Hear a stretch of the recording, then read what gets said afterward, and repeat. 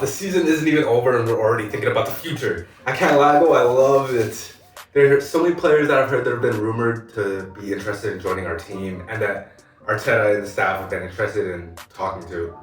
I heard a little bit about Cavani.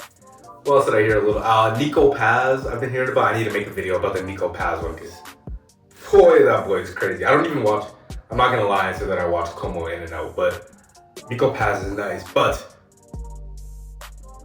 Julian Alvarez is rumored to be interested in leaving Atleti. And I think there's a perfect slot opening up at Arsenal for a player like him.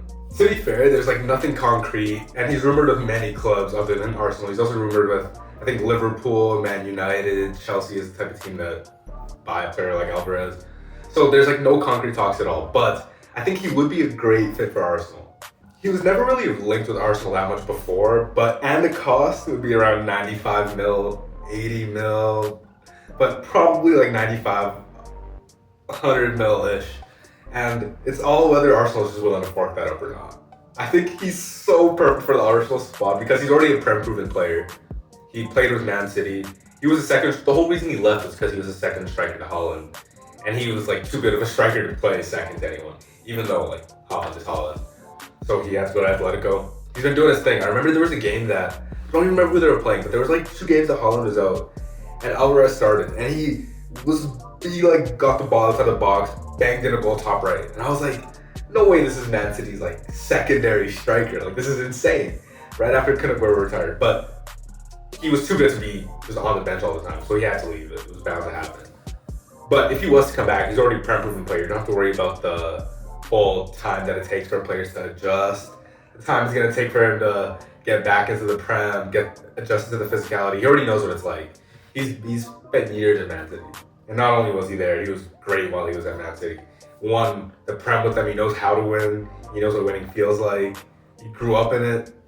And in the past when he played, because he also plays the 10 position, which I feel like when he comes to Arsenal, he won't really play as much of like a traditional 9, he'll be more of like a secondary striker behind, like in between a 10 and a secondary striker, kind of like the false 9 almost. But I think that's the type of position that Julian Alvarez will find himself in. But he's already played with players like Holland before, or right now he does the same thing with Sorloth. So when he comes over, if he comes over, I think the transition with him playing with Holland will be not seamless, but I think it'll become a really good partnership that they'll form, and they'll find really good ways of working off each other because Julian Alvarez has played with players like this before.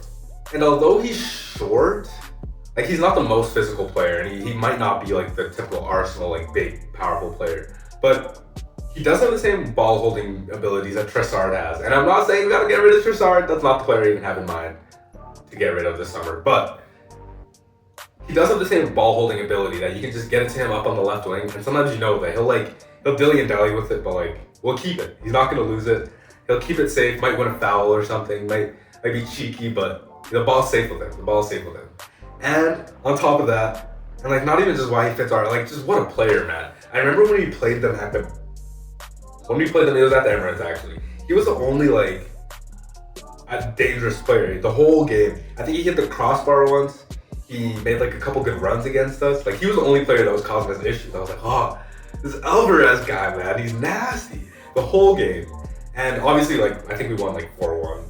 Did not affect the game too much. But throughout the game, he was the only player that was like consistently in and out, making things happen. And even throughout the last couple games that I've watched in the Champions League from Atletico Madrid, he's been one of the players that they can get the ball up to. And him along with Griezmann, they're like the players that make things happen. You get the ball on their feet, get forwards, good things will happen. And that's kind of what Arsenal need. Arsenal is lacking in creativity, the players that we can give the ball to. Recently I've noticed Eze's been doing it, where he like gets the ball and he's like, all right, like what can we do here? But Alvarez is another one of those players that consistently Athletic can just give him the ball and know that maybe not every single time, but he'll do the right thing with the ball and he'll take the team forward when it's right. And that's 100% what Arsenal needs. On top of that, we need a player that can just strike the ball. And he is one of the purest ball strikers in the world. I would say Rice is up there as one of the cleanest ball strikers in the world as well. But I'd say he's better on deliveries. I can confidently say no one in the world delivers a ball like Declan Rice. But I say Valverde. Valverde is probably the best ball striker in the world. But I would put Julian Alvarez top 5. Top 10 for sure. Top 10 100%. I think he's pushing top 5. ball strikers in the world. Just the way he hits the ball so cleanly. He has so many free kicks, so many just like open up his body and just strike the ball. It's so clean. It's just beautiful to see. And that's what Arsenal needs. Arsenal needs a player that's not afraid to hit the ball. Recently, Eze is another player who's like up there in his ball striking ability.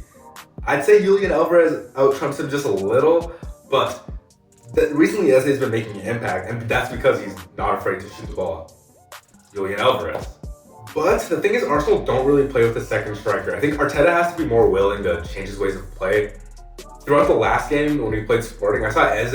It's only when Eze's in there that he's like going forward as a second striker. Sometimes Havertz, but I don't really like Havertz in the midfield.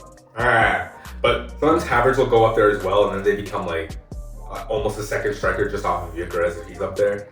But 90% of the time, it is literally just like a one striker and then the three in the midfield in behind them, and the two players out wide. So Arsenal will have to switch the way he played just ever so slightly just to get Julian Alvarez in those positions that he's more comfortable in. But Berto was the player that brought him into Atletico Madrid when he was there. He was the player that pushed him. He was the director that pushed to get him there. And now we have Andrea Berta, and lo and behold, that love for a player doesn't just go away when you want a player like that. And Julian Alvarez is a player that no matter where he's at, he will positively affect the team. Whether it's Man City coming off the bench, or being the best player for Atleti, or being the system player for Arsenal, he will positively affect the team. But in order for players to come in, players got to go out. And we talked about how the price tag is looking like it's probably around 100 mil, upper echelon of 100 mil. Gabby Jesus, cash in. Cash in on Gabby Jesus. Mansfield, trash. Sunderland, was it Sunderland? Southampton, ass. Who did we play after that? No, that's it. Those two games he was ass. Man City, he came against Man City, ass. He ain't do nothing. Like, when he came right back from his injury, he was class. I'll give it to him. But he doesn't have the consistency that the Arsenal club need, especially when it gets late in the season and we're not like running on form. We need players that are consistently just like not in form, out of form, just like Julian Alvarez, that you know what he's going to give you every single game. It doesn't matter who you are. You could be Max Dowman, you could be Salmon, you could be 16, 17. If Mikel Arteta puts you on that bench, you should know what you're doing against championship competition. And Gabriel Jesus, although on his day he can cook, when he's not on it, you can't be struggling against championship competition. Like that's not the level that we have to promote as a club. And I think every season we make harsh choices, we get rid of some players, we bring in new ones, and it like hurts because this season feels like it's the season that we're supposed to, that like we have the squad. So it's gonna hurt to see players go. And I guess it'll also depend on whether we win the Prem at the end of the season, the type of learning ability that we'll have, whether we go for a different type of player like Kvicha, or so many different options. But I think our best option, cash in Gabriel Jesus. Maybe Arsenal, I'm not saying we should, but maybe Arsenal cash in on, let's say a Martin Odegaard to Napoli for 80 mil, and then you go out and you get a Julian Alvarez and Declan Rice is new captain. I'm not saying I want that, but is there a world that isn't the worst option for Arsenal, or Arsenal possibly get better?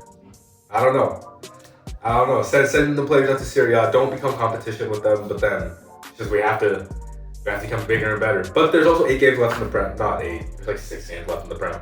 We'll see what happens. We'll see how it goes. See how the run-in goes. Julian Alvarez, come to Arsenal, please.